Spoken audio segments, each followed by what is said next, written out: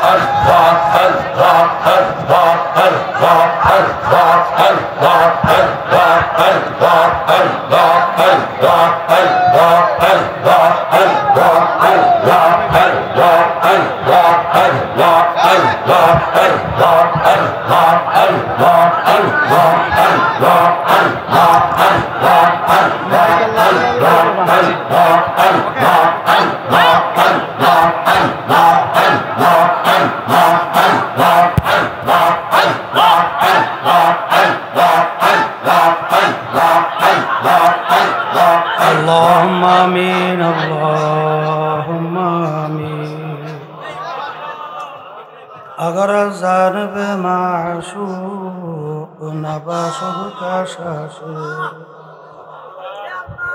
और बेआशब बेचारा नरा सद बजाए ओ मबूद गो এক ফোঁটা পানি দিয়েই বনি আদমকে বানায়া এই দুনিয়াতে কয়েকদিন ঘুরাইয়া ফিরাইয়া আবার এই অন্ধকার কবরে নিয়া যাইবে। এই দুনিয়াতে আর কাহাকেও থাকতে দিবেন না। ভাই বলি বন্ধুরে বলি কেউ তো আপন না। ভাবিয়া চিন্তা করিয়া দেখিলাম মাওলা ওই অন্ধকার কবরে আপনি ছাড়া কেউ আপন হবে না। ربنا آتنا في الدنيا حسنة وفي الآخرة حسنة وقنا عذاب النار رب ارحمهما كما ربياني صغيرا سبحان ربك رب العزة عما يصفون وسلام على المرسلين والحمد لله رب العالمين وعليكم السلام ورحمة الله وبركاته الحمد لله الحمد لله نحمده ونستعينه ونستغفره ونؤمن به ونتوكل عليه ونعوذ بالله من شرور أنفسنا من يهده الله فلا مضل له ومن يضلله فلا هادي له ونشهد أن لا إله إلا الله وحده لا شريك له ونشهد أن محمدًا عبده ورسوله أما بعد فأعوذ بالله من الشيطان الرجيم بسم الله الرحمن الرحيم كل نفس ذائقة الموت صدق الله العلي العظيم সবাই দুরূদ শরীফ পড়ি আল্লাহুম্মা সাল্লি আলা সাইয়্যিদিনা ওয়া হাবিবিনা ওয়া মাওলানা মুহাম্মদ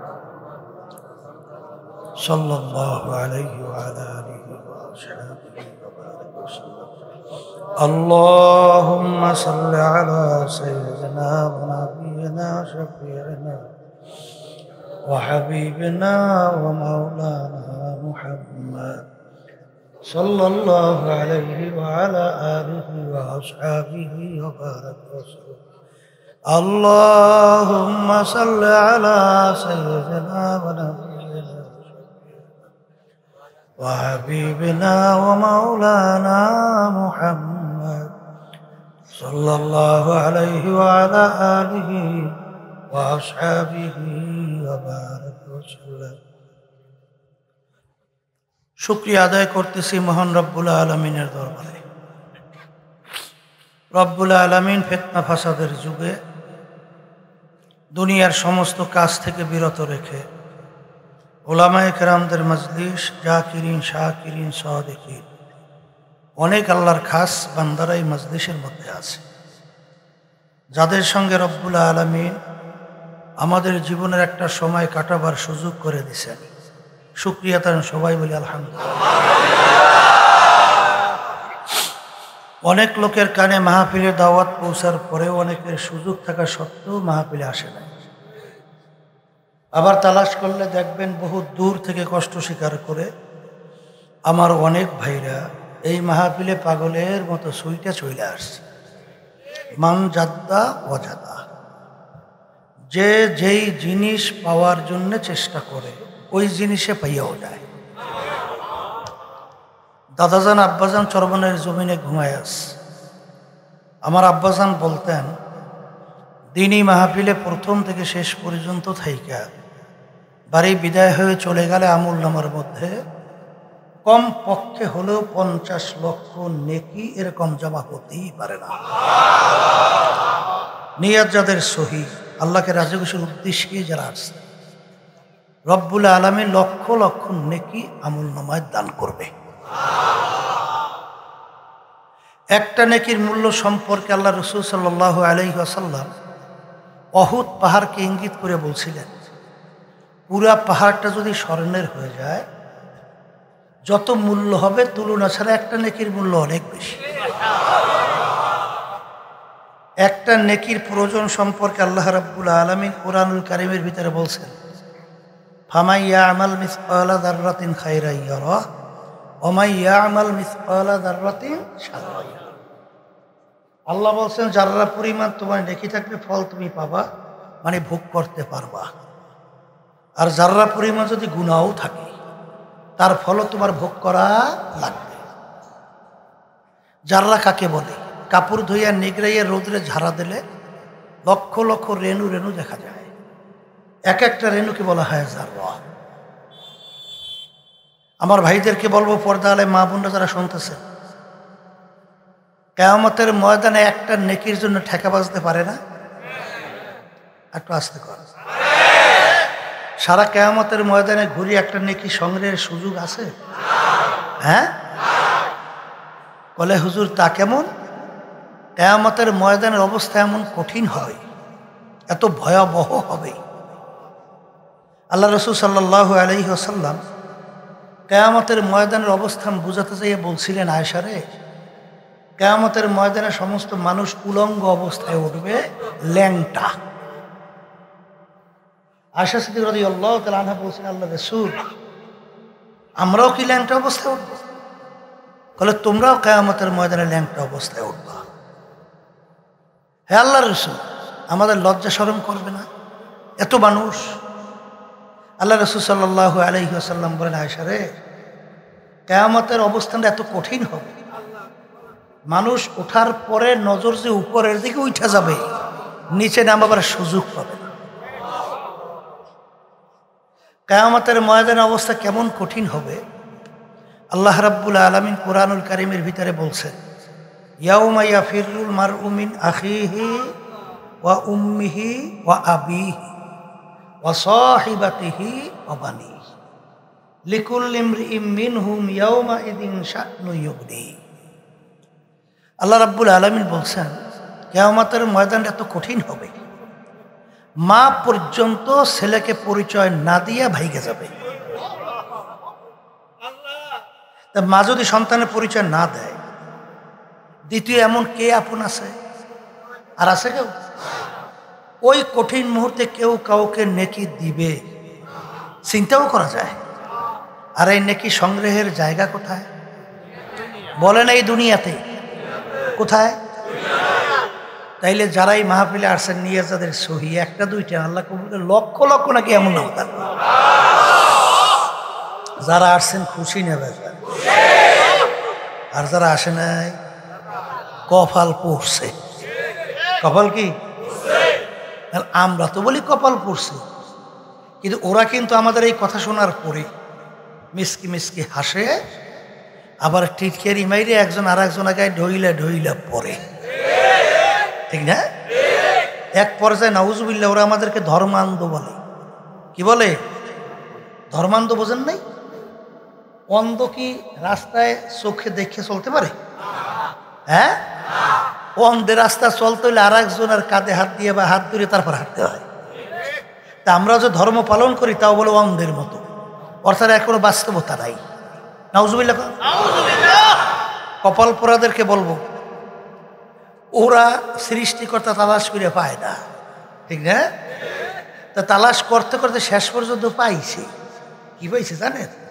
ওরা নাকি বানর থেকে সৃষ্টি হয়েছে। ডারউইনের থিওরি।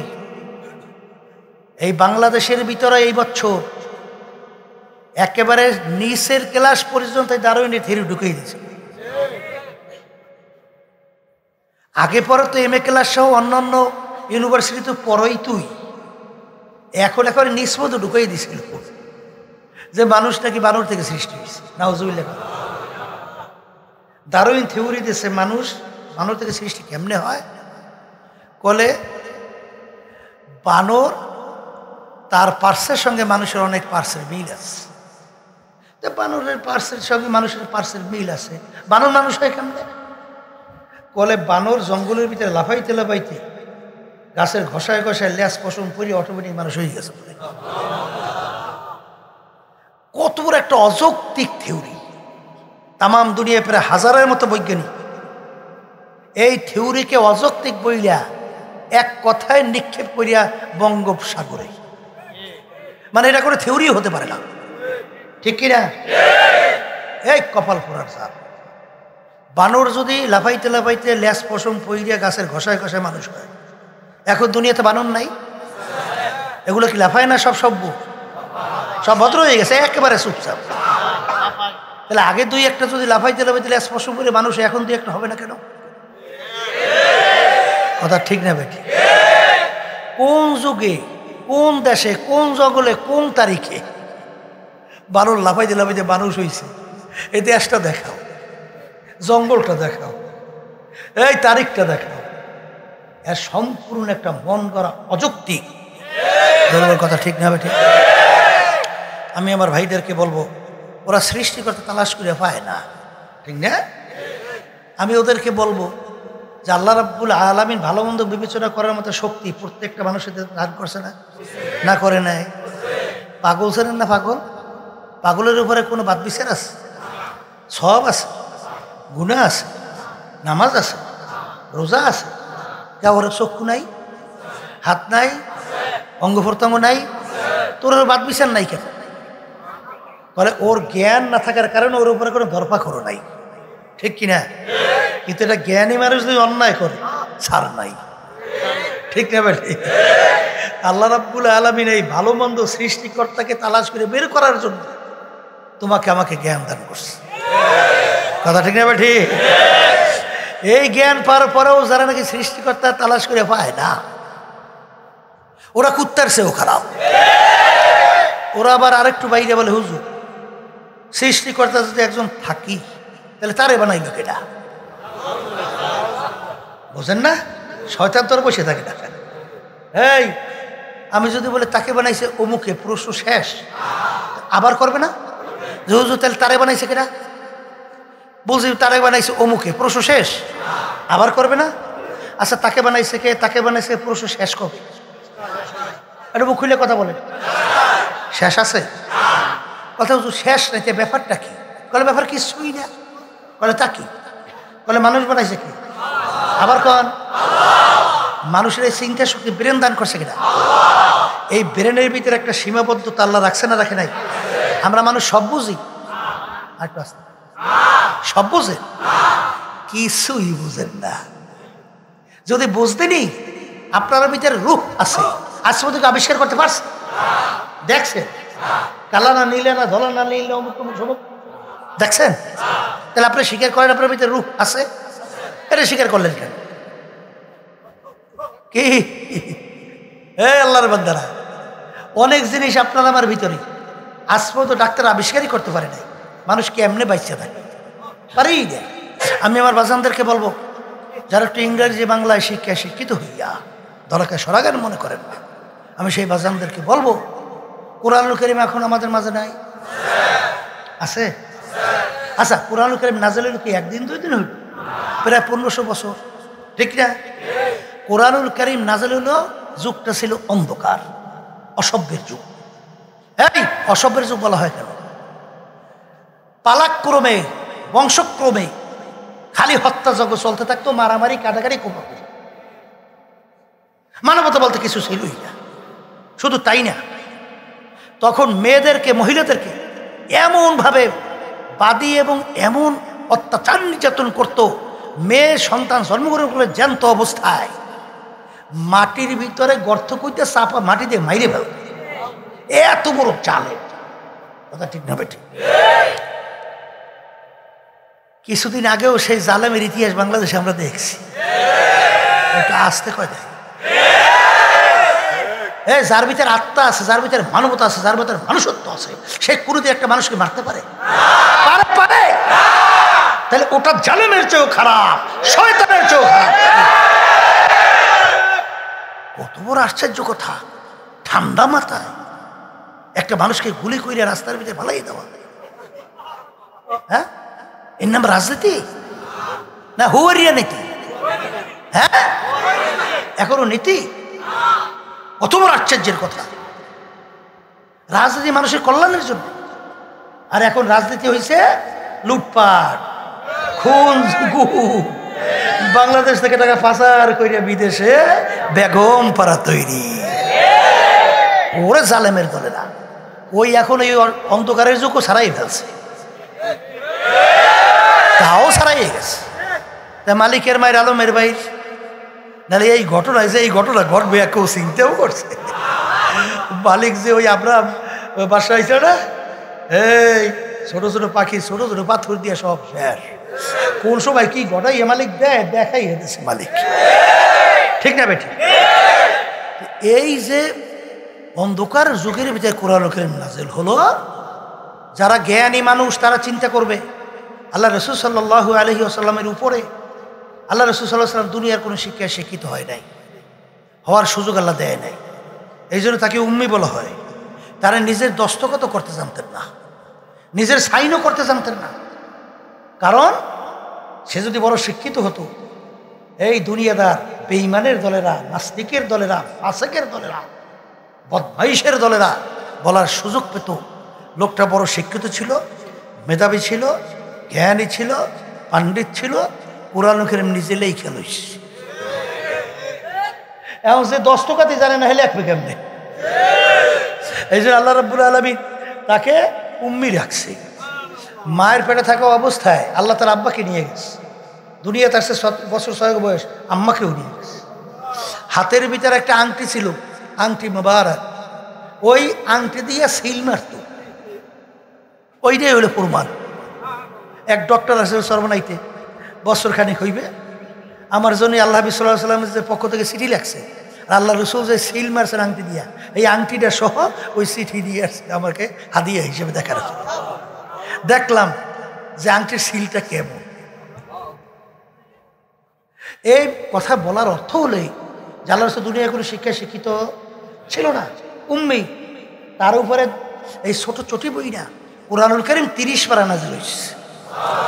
যেই 30 পারার শুরুতে আল্লাহ রাব্বুল আলামিন বলেন, যালিকাল কিতাব লা রাইবা ফীহি, এই যে কিতাব দেখো, এই কিতাবের ভিতরে কোনো ভুল তো দূরের কথা, সন্দেহ বলতে কিছু নাই।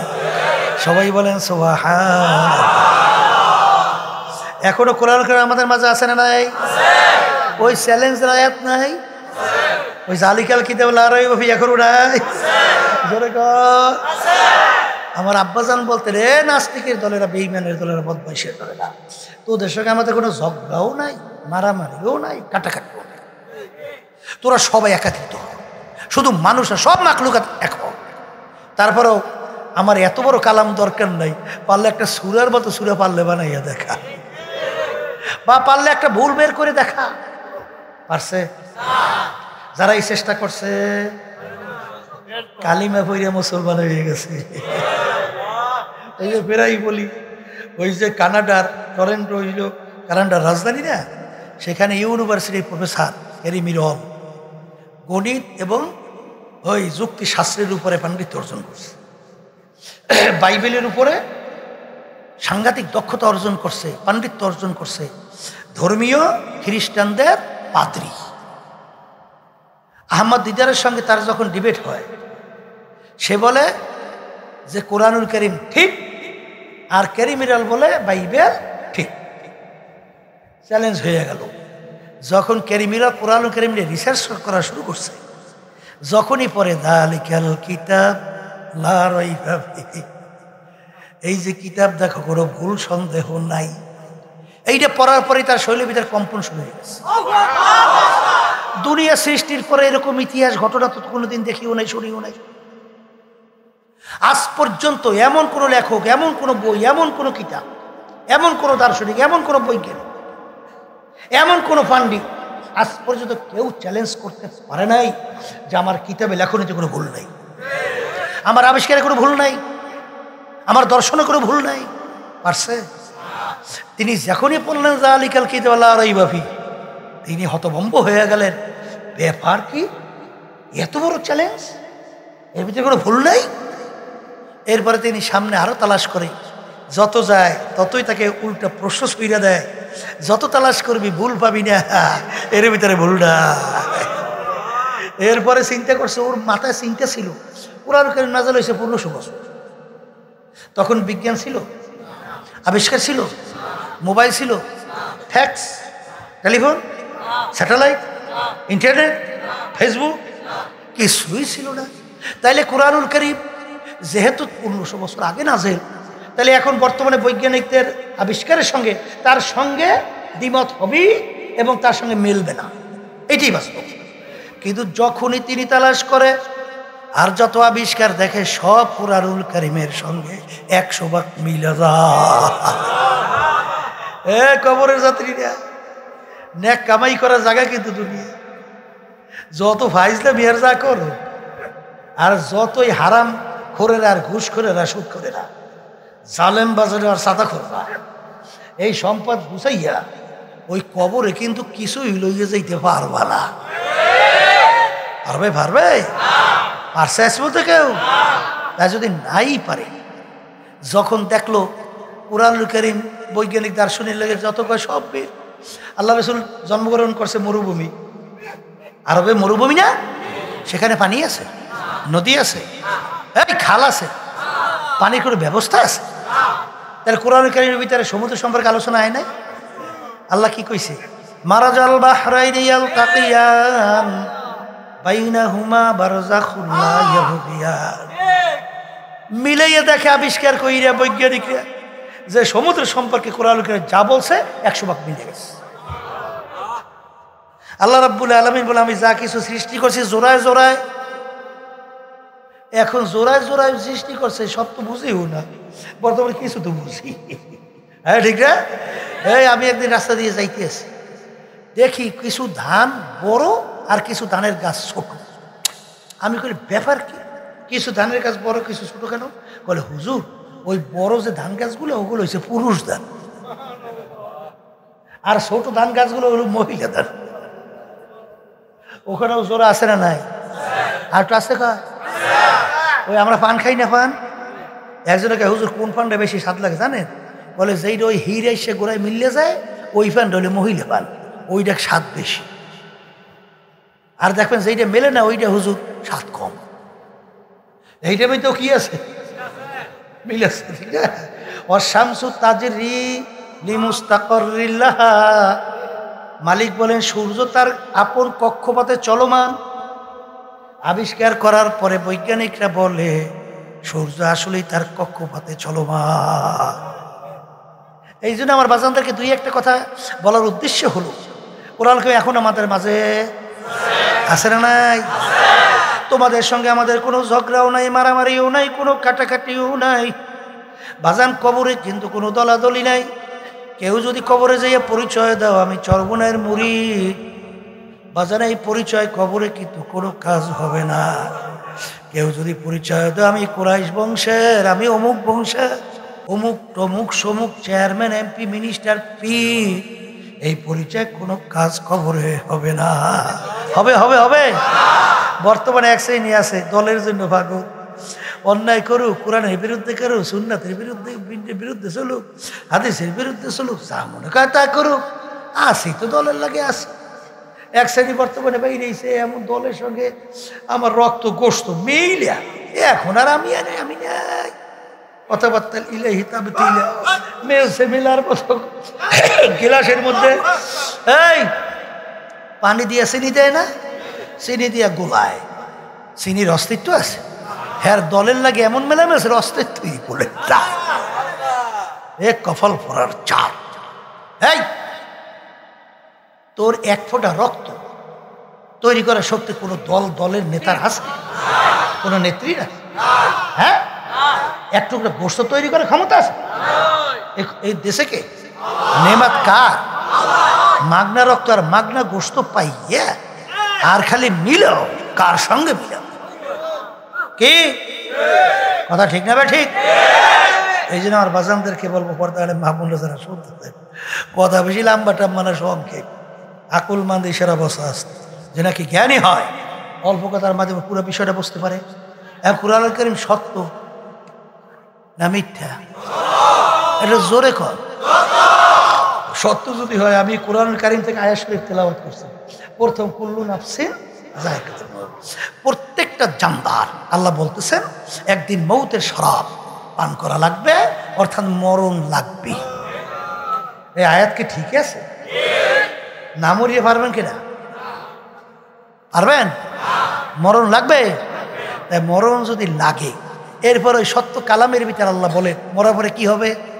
ফারিকুন ফিল জান্নাতি ওয়া ফারিকুন ফিস সাইর। আমি মরার পরে মানুষগুলোকে দুইটা ভাগে ভাগ করব। কে বলছেন? কয়বার? আবার কন না 3 নম্বর আছে? কয়বার? আল্লাহ বলতেছেন এক শ্রেণীর মানুষকে, আমার বান্দা বান্দীদেরকে আমি সাজাইয়া ফরাইয়া আমি এমন একটা মেহমানখানা বানাইছি, যেই মেহমানখানার নাম হলো বেহেশত। ওই মেহমানখানার ভিতরে আমি তাদেরকে জায়গা দেবো। আরে একবার যদি তাকে ঢুকাবো, কোনো দিন বের করা হবে না। মেহমানের নাম কি? বেহেশত। বলে কি? হ্যাঁ। এই আর এক শ্রেণী মানুষ, তারা আমল নামা আমি মিজানদারি পাল্লা দিয়ে ওজন দেব। যার নেকের পাল্লা হালকা, গুনার পাল্লা ভারী। আমি ওই কুরআনুল কারীমের ভিতরে ওয়াদা করলাম মিওয়ারাইহিম জাহান্নাম, ওদেরকে ফিকে ফিকে আমার এই জেলখানা জাহান্নামে ফেলাই দেয়। দল কয়টা? আবার কন। এক শ্রেণী কোথায়? আর এক শ্রেণী এখন জান্নাতে কারা যাইবে জানা লাগবে না? আর একটু আসতে কর। তা ওই সত্য কালামের ভিতরে আল্লাহ বলতেছে ইন্নাল্লাযীনা আমানু ওয়া আমিলুস সলিহাত কানাত লাহুম জান্নাতুল ফিরদাউসি নুজুলা। কে বলছে? কে বলছে? এই বেহেশতে যাওয়ার লাগে দুইটা কাজ লাগবে। কয়টা? জোরে বলেন, জোরে বলেন। 1 নম্বর শর্ত হলো ঈমান আনা লাগবে। কি আনা লাগবে? ঈমান একটা আরবি শব্দ, বাংলা অর্থ হলো বিশ্বাস। বাংলা অর্থ আবার কোন? আবার কোন? এই বিশ্বাস শব্দটা যে শুনছে, 3টা জিনিসের সমন্বয়। কয় জিনিস? মুখে স্বীকার করা লাগবে আল্লাহ কয়জন? একজন। মুখে স্বীকার করছেন। এই অন্তরেও আল্লাহ কয়জন? কাজের দ্বারা প্রমাণ করে দেখানো লাগবে আল্লাহ কয়জন। তাহলে মুখ, অন্তর, কাজ, যখন এই 3টে এক হবে তাকে বলা হবে ঈমানদার। তাকে বলবে কি? মুখে বলছে আল্লাহ একজন, অন্তরের ভিতরে 33। আস্তে কয় একটু। হ্যাঁ, এই মুখে বলছে আল্লাহ একজন, আর কাজে দেখায় জনগণ সমস্ত ক্ষমতার মালিক। কোন কাজে আছে? কায়দা ভালো আছেন না? হাদিসের ভিতরে আসছে অনেক নামাজি নামাজ পড়ে, তার ভিতরে ঈমান নাই। কি নাই? ফাওয়াইলুল লিল মুসাল্লিন, আমার মালিক বলেন নামাজির জন্যই জাহান্নাম। হাদিসের ভিতরে আল্লাহ রাসূল বলেন আখলিস দীনাকা ইয়াকফিকা আমালুল কালিল। ঈমান যদি তোমার নির্ভেজাল হয়, স্বচ্ছ হয়। এই ঈমান নির্ভেজাল মানে লা ইলাহা ইল্লাল্লাহ লা মাকসুদা ইল্লাল্লাহ লা মাহবুবা ইল্লাল্লাহ লা রাজ্জাকা ইল্লাল্লাহ লা ইলাহা ইল্লাল্লাহ মুহাম্মাদুর রাসূলুল্লাহ সাল্লাল্লাহু আলাইহি ওয়াসাল্লাম। ঈমান কি হওয়া লাগবে বলেন? নির্ভেজাল। আবার কোন? বাসুন্নে মারুন্নে মালিককে, হায়াত দেওয়ার মালিক, রেজেক দেওয়ার মালিক। এক শ্রেণী আমার বাজানরা মনে করে চাকরি না থাকলে বাঁচবো না, এই সরকার ক্ষমতায় না আসলে বাঁচবো না। এখন বানাইছে কারে? কাকে বানাইছে? বাসুন্নে মারুন্নে মালিক বানাইছে কারে? বেকায়দায় বানাইছে না? বেকায়দায় না, কায়দা ছাড়া না। এই জন্য ঈমান নির্ভেজাল থাকা লাগবে। শোনেন, অনেক হলে হুজুর কোন তো কায়দা কানুন তো পাই না কোনো লাইন। আপনি ঈমান মজবুত করেন, আমার মালিক বলছে রাস্তায় নামো, আমি তোমাদেরকে বহুত রাস্তা সহজ করে খুলে দেব। ওয়াল্লাযীনা জাহাদু ফীনা লানাহদিয়ান্নাহুম সুবুলানা। রাস্তা আল্লাহ খোলে না?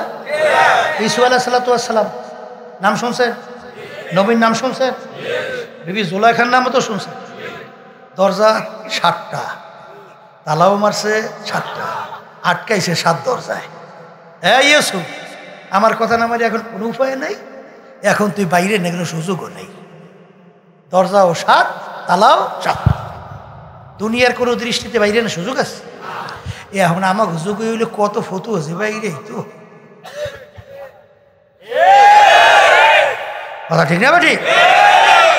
আমার বাজানদেরকে বলবো, ঈসা আলাইহিস সালাতু ওয়াস সালাম ওই চিন্তা করছে, আল্লাহে তাওয়াক্কুল কইরা দৌড় মারছে। দৌড়ের সঙ্গে 7টা দরজার ভিতরে তালা টাস টাস করে খুইলা। মুসা আলাইহিস সালাতু ওয়াস সালাম এই ফেরাউন দলবল সহজন লড়াই আসতে আছে নদীর পারে যাইয়া, নীল নদীর পাশে। এখন পার হইবে কেমনে? ওদিকে তো শত্রু আইতে আছে, আইলে সব তো সাফা, বুঝলেন নাই? এখনকার মালিক করব কায়দা দিয়ে বেকায় বলে লাঠি দিয়ে দে পানির মধ্যে বাড়ি, বাড়ি দেওয়ার সঙ্গে সঙ্গে বহুত রাস্তা। যা তো দরবার লই ভাই চলিয়ে যা। কে বাড়ি করবে রাস্তা? কে বাড়ি করবে রাস্তা? এই জন্য ঈমানকে মজবুত করা লাগবে, ঈমান নির্ভেজাল হওয়া লাগবে। দেখছি মজবুত ঈমানদার কিছু কিছু আল্লাহর বান্দাদের, বিশেষ করে দেখছি আল্লাহর কুতুব ফজলুল করিম রাহমাতুল্লাহ বলতে গেলে সব চলে গেছে একদিকে, আর আল্লাহর কুতুব বলতেছে কোরআন এবং হাদিস অনুযায়ী আমাকে যতক্ষণ পর্যন্ত বুঝাইতে না পারবা, আমার ছেলে সন্তান স্ত্রী পুত্র যদি পাশে না থাকে, আমি একা হকের উপর দাঁড়াই থাকবো। কারণ আমার কবরে তো তোমরা কেউ যাবে না, আমার কবরে তোমার ছেলে যাবে না, আমার কবরে তোমার মেয়ে যাবে না, স্ত্রী যাবে না, দল যাবে না, টাকা যাবে না। আমার কবরে আমাকেই যেতে হবে, আমার কবরে পুরো সুতরাং আমাকেই যেতে হবে। এই ক্ষেত্রে যে আল্লাহর কুতুব বলতেন, আমি ফজলুল করিম দুনিয়ার থেকে বিদায় নিয়ে কবরে যাওয়ার পরে তোমরা যদি ফুলের মালা একটার পর একটা গাইতে আমার কবর ভইরা রাখো, আর আমার মাসুক, আমার মাহবুব, আমার মাওলা যদি আমাকে মাফ না করে, ওই ফুলের মালা আমার কিছু আসে যায় না। কুরআন মুজাহিদরা শুনছিলেন তো, এই আলোচনা শুনছে।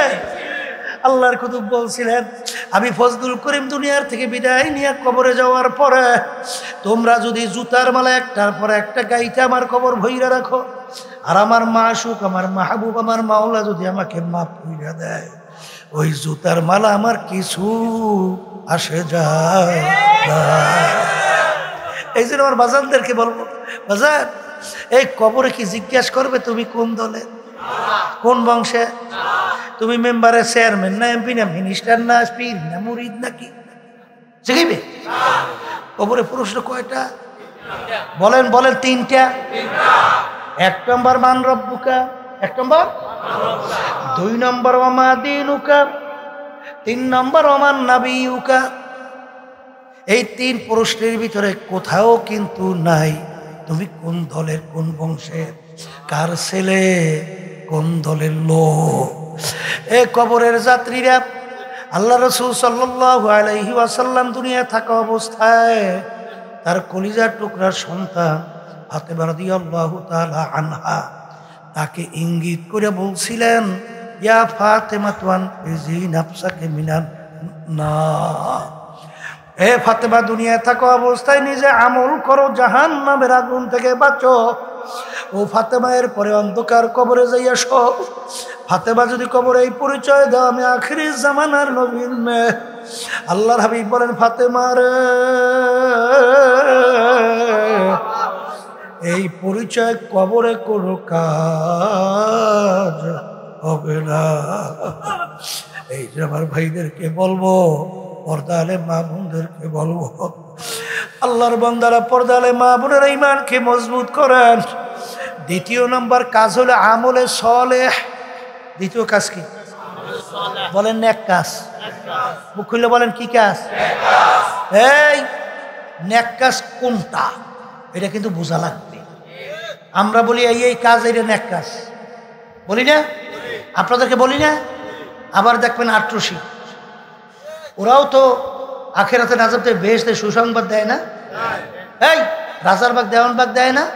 আসতে পারে মাঝবেলা সুরেশ্বর দেয় না? আওয়ামী লীগও শহীদ করে চিল্লে না? আবার অন্য অন্য সবাই শহীদ করে চিল্লে না? আসতে পারে না, দেয় না? আচ্ছা, এখন নেক কাজ কোনটা, এটা চেনা লাগবে। আল্লাহ রাব্বুল আলামিন প্রত্যেক নামাজের মধ্যে আপনাকে আমাকে শিক্ষা দেয়, ইহদিনাস সিরাতাল মুস্তাকিম। পড়েন পড়েন পড়েন পড়েন না, পড়েন না? এটা সবাই পড়েন নামাজে? হ্যাঁ, অর্থ কি? মালিক আপনি আমাকে সরল সঠিক সিধা রাস্তায় চালান। কোন রাস্তায় চালান? অর্থাৎ বেহেশতের রাস্তায় চালান। এখন বেহেশতের রাস্তায় চালানের কথা কইয়েই এরপর আল্লাহ বলতেছে, সিরাতাল্লাযীনা আন'আমতা আলাইহিম। সিরাতাল মুস্তাকিম কোনটা? বলে মালিক, যেই পথে চলার পরে যাদের উপরে আপনার পক্ষ থেকে নেয়ামত বর্ষিত হয়েছে, তাদের পথ আমাদেরকে চালান। ভালো করে বুঝছেন? এখন আল্লাহ রাব্বুল আলামিন নেয়ামত বর্ষিত হয়েছে কাদের উপরে? আল্লাহ রাব্বুল আলামিন ওই সত্য কালামের ভিতরে অন্য জায়গায় তাদের পরিচয় দেয়, মিনান নাবিয়্যিনা ওয়াস সিদ্দিকিনা ওয়াশ শুহাদাই ওয়াস সালিহিন ওয়া হাসুনা উলাইকা রাফিকা। সুবহানাল্লাহ। এই নেয়ামত বর্ষিত কাদের উপরে বলেন? নবীদের উপরে বলেন, বলেন সিদ্দিকিনদের উপরে বলেন, বলেন শুহাদায়ে কেরামদের উপরে বলেন, নেককার পরহেজগার কিয়ামত পর্যন্ত আল্লাহ ওয়ালাদের উপরে। কথা ঠিক কিনা? এখন নেক কাজ কোনটা? বলেন সাহাবায়ে কেরামদের আমল। আমল মানে কাজ। বলেন আমল মানে। আবার কোন? আল্লাহ রাসূল ছিলেন সাহাবায়ে কেরামদের উস্তাদ। আসতে কয় সাহাবায়ে কেরামদের উস্তাদ কেডা? সাহাবায়ে কেরাম। সাহাবায়ে কেরামদের উস্তাদ কেডা? আল্লাহ রাসূল সাল্লাল্লাহু আলাইহি ওয়াসাল্লাম। আল্লাহ রাসূল সাল্লাল্লাহু আলাইহি ওয়াসাল্লাম উস্তাদ কেডা? বলেন স্বয়ং আল্লাহ। আল্লাহ মানে রব্বি আযালা তালিম। তাইলে সাহাবায়ে কেরামকে সরাসরি আল্লাহ রাসূল সাল্লাল্লাহু আলাইহি ওয়াসাল্লাম ট্রেনিং দিয়েছে। কথা কয় না? তাই তাদের কাজটাই হলো নেক কাজ। ঠিক না বে ঠিক? এবং তাদের পদাঙ্ক অনুসরণ কইরা কিয়ামত পর্যন্ত যারাই ওই নিয়মের চলবে, সেইটাই হলো নেক কাজ। কথা ভুল বলছি না ঠিক বলছি? এখন এইটা বোঝার জন্য, শেখার জন্য হক্কানি উলামায়ে কেরামদের শরণাপন্ন হওয়া লাগবে। কথা ঠিক না বে ঠিক? হক্কানি পীর বুজুর্গের শরণাপন্ন হওয়া লাগবে। শোনেন, এক শ্রেণী বর্তমানে বাইরে এসে বলে, এই পীরের কাছে যেয়ে পাইছো কি? হ্যাঁ, এত বছর যাওয়া আসো পাইলা কি? আমি পীরের কাছে যাওয়ার পরই দেখো আমার কলমের ভিতরে আঙ্গুল দিয়ে একটা টান দিয়ে দিস, এখন আমার কলমটা ঠক ঠক ঠক ঠক করে লড়তেই আছে। আমি জিজ্ঞাসা করি, কপাল ফোরার সাত কলম যদি ঠক ঠক করি একবারও না লড়ে, এই জন্য জাহান্নামের হুকুম কয় বছর? আসতে এক সেকেন্ড আছে, এক সেকেন্ড আছে। আর একবার যদি ইচ্ছে করে নামাজ ছাড়িয়ে দাও, জাহান্নাম আছে না নাই? যেরকম আছে না নাই? এই জন্য আমার ভাইদেরকে বলবো, পর্দা আলে মা বোনদেরকে বলবো, এ আল্লাহর বান্দারা, পর্দা আলে মা বোনেরা, অনেকে হয়তো মনে মনে বলেন, হুজুর আমরা তো আলেমরা অত তো বুঝি না। কিন্তু বাজান, আল্লাহ রসুল বলেন, তলাবুল ইলমি ফারিজা আলা কুল্লি মুসলিম, প্রত্যেকটা মুসলমান মহিলা পুরুষ তাদের ইলমে দ্বীন শিক্ষা করা ফরজ। আল্লাহর হাবিব বলেন, তুমি আলেম হও, যদি আলেম না হও তুমি তলেবে ইলম হও। কথা কয় না? আলেমদের মজলিসে যাইয়া আলেম হক্কানি, হক্কানি আলেম কারে কয় জানেন তো? এইটার পরিচয় লাগে, তাহলে ঝামেলা আছে। আল্লাহ রাব্বুল আলামিন হক্কানি আলেমদের পরিচয় দেয়, ইন্নামা ইয়াখশাল্লাহা মিন ইবাদিহিল উলামা। যেই আলেমের ভিতরে আল্লাহর ভয় পয়দা হবে সেই হল হক্কানি আলেম। অনেকে জানে অনেক কিছু, আল্লাহর ভয় নাই। আল্লাহর ভয় তো বুঝছেন নাই? যার ভিতরে আল্লাহ ভয় থাকবে সে আল্লাহর নিষেধ কোনোদিন সেই আল্লাহর নিষেধ কি সেটা ভাঙতে পারবে? হ্যাঁ, আল্লাহ নিষেধ করে সেটা করতে পারবে? পারবে না। এই যার ভিতরে আল্লাহ ভয় আছে সে আল্লাহর হুকুম ছাড়তে পারবে? এই যে দেখকে শুনে তারপর আমার সেই আলেমের কাছে যাওয়া লাগবে।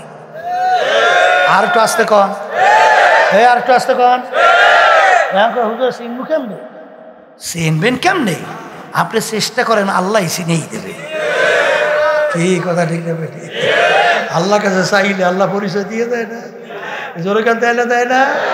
দেয়, তালাশ করা লাগবে, ঠিক কিনা? এই জন্য আমার ভাইদেরকে বলবো, পর্দা আলে মা বোনদেরকে বলবো, বাজান দুনিয়া কিন্তু ক্ষণস্থায়ী, আখেরাত কিন্তু স্থায়ী। দুনিয়া দেখতে না দেখতে শেষ, আখেরাত শুরু আছে আর কোনো দিন শেষ না। আর ওই আখেরাতের স্থায়ী জিন্দেগি চলার জন্য পুঁজি কামাই করার জায়গা হলো দুনিয়ায়। কোথায়? এখন আমার ভাইদেরকে বলবো, কে কোন সময় কিভাবে রওনা করব আমারও জানা নাই, আপনারও জানা নাই। বাজান আল্লাহু আকবার। এই যে চরমোনাই মাদ্রাসা কয়েকদিন আগে বন্ধ হইল, বাজান আমাদের চরমোনাই মাদ্রাসা ওস্তাদ তার ভাই চরমোনাই মাদ্রাসায় পড়াশোনা করতো। বাজার একেবারে অল্প বয়স, খুব ভালো ছেলে। এই বন্ধের ভিতরে খবর আসলো আর দুনিয়াতে নাই। বাজার এই যে কিভাবে কখন কোন সময় রওনা করবে কারো কিন্তু জানা নাই। ওই ঢাকা সদরঘাট থেকে লঞ্চ ছাড়লো, বরগুনা যাবে। নদীর ভিতরে লঞ্চে আগুন ধইরা গেল। লঞ্চের ভিতরে যুবক ছেলে বাবার কাছে মোবাইল করে বলে, আব্বাজা দেখা হবে কিয়ামতের ময়দান। উইরা ছাই হয়ে গেল।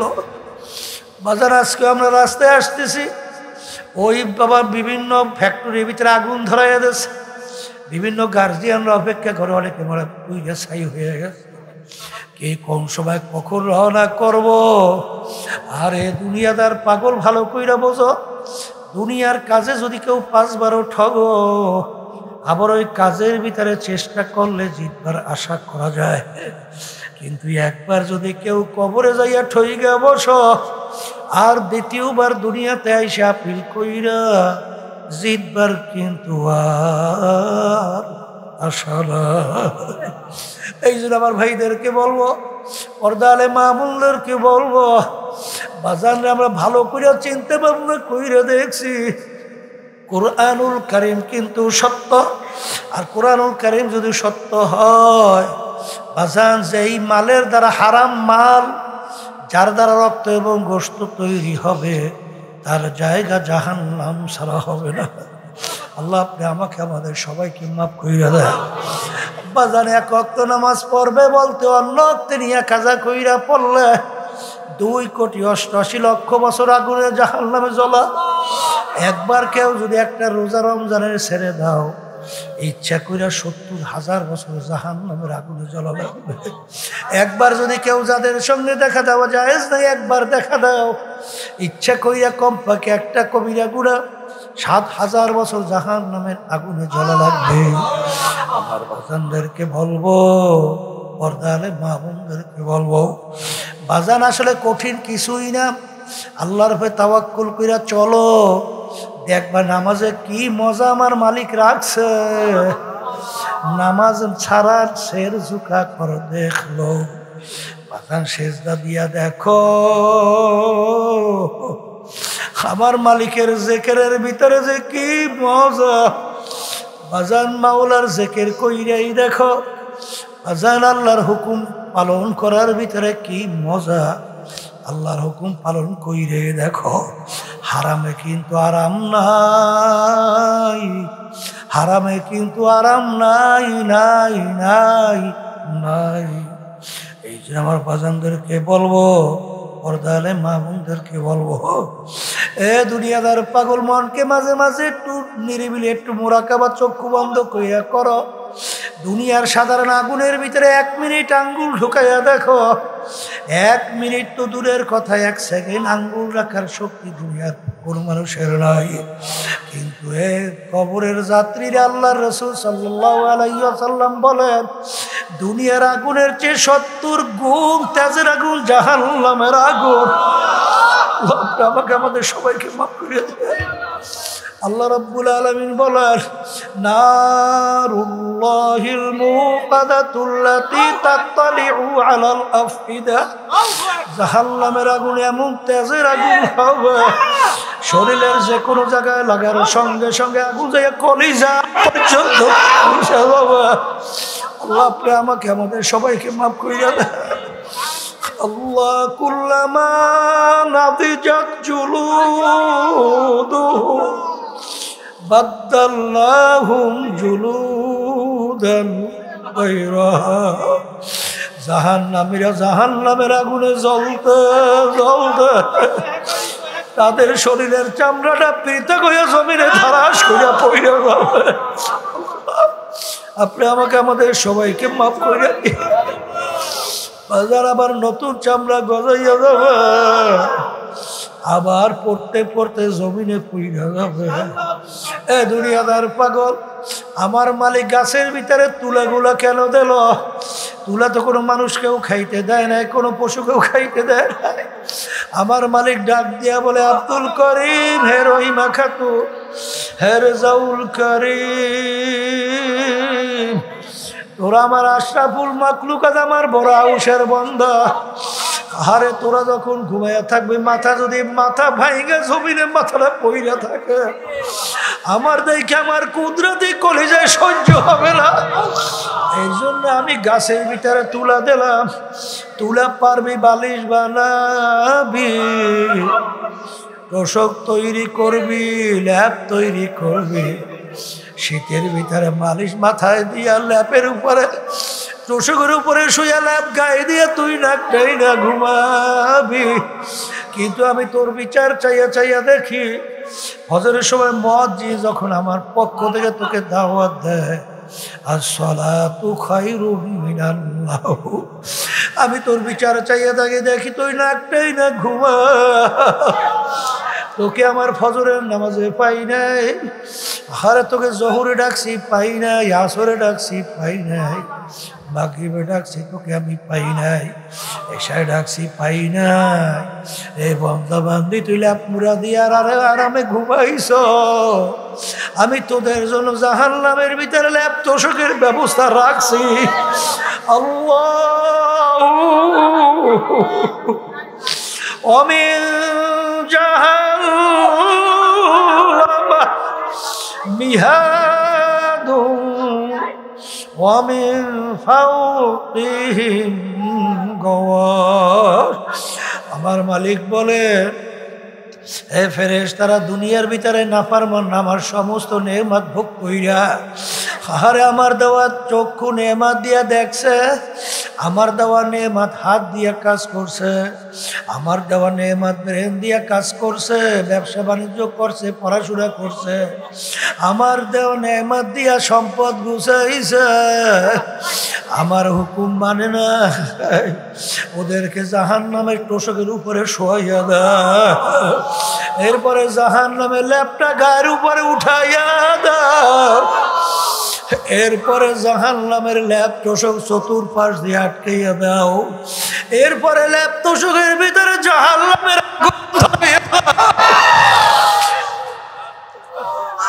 আল্লাহ আপনি আমাকে আমাদের সবাইকে মাফ করিয়া দেন। যেই মামলার তদবির নাই, ওই মামলারও কিন্তু খালাস নাই।